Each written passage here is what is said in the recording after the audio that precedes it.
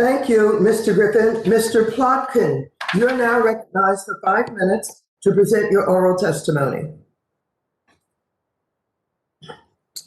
Chairwoman Waters, Ranking Member McHenry, and members of the committee, I would like to thank you for this opportunity to share Melvin Capital's perspective on the recent trading activity in GameStop. I am the founder and chief investment officer of Melvin Capital. I am humbled by these unprecedented events. Many investors on all sides have experienced losses. I am here today to share my own personal experience and to be helpful in this conversation. I understand that part of the focus of this hearing is the decision of stock trading platforms to limit trading in GameStop. I want to make clear at the outset that Melvin Capital played absolutely no role in those trading platform decisions. In fact, Melvin closed out all of its positions in GameStop days before the platforms put those limitations in place.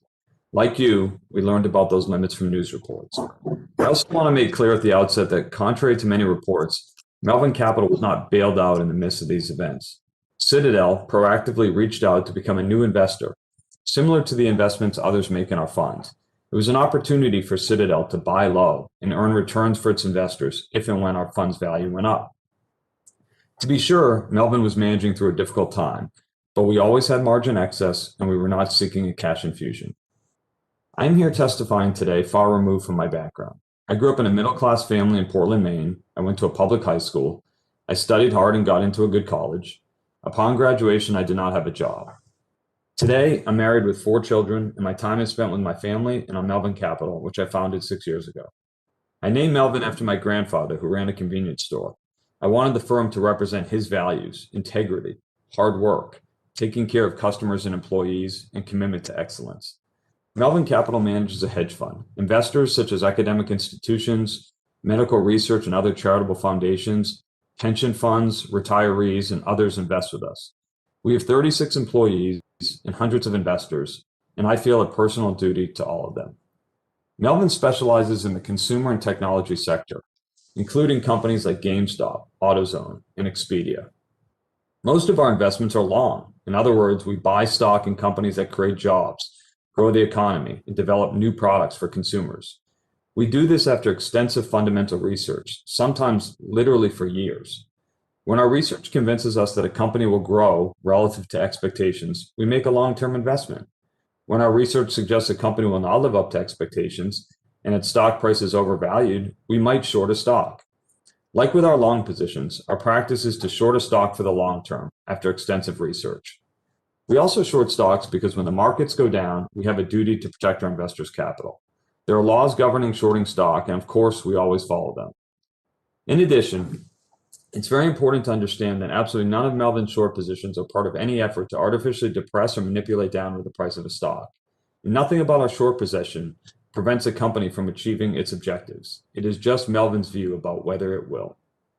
Specific to GameStop, we had a research-supported view well before the recent events. In fact, we have been short GameStop since Melvin's inception 6 years earlier, because we believed and still believe that its business model, selling new and used video games in physical stores, is being overtaken by digital downloads through the internet.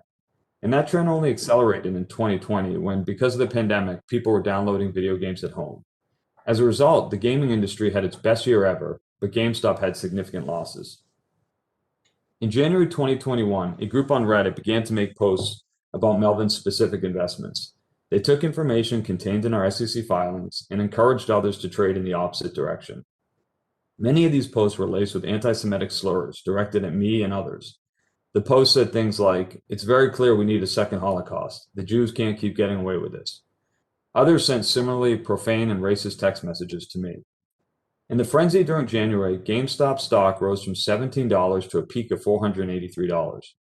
I do not think anyone would claim that the price had any relationship to the intrinsic value of the business. The unfortunate part of this episode is that ordinary investors who were convinced by a misleading frenzy to buy GameStop at $100, $200, or even $483 have now lost significant amounts. When this frenzy began, Melvin started closing out its position in GameStop at a loss. Not because our investment thesis had changed, but because something unprecedented was happening. We also reduced many other Melvin positions at significant losses, both long and short, that were the subject of similar posts. I'm personally humbled by what happened in January. Investors in Melvin suffered significant losses. It is now our job to earn it back. And while I do not think that anyone could have anticipated these events, I have learned much from them and I'm taking steps to protect our investors from anything like this happening in the future. I look forward to answering your questions.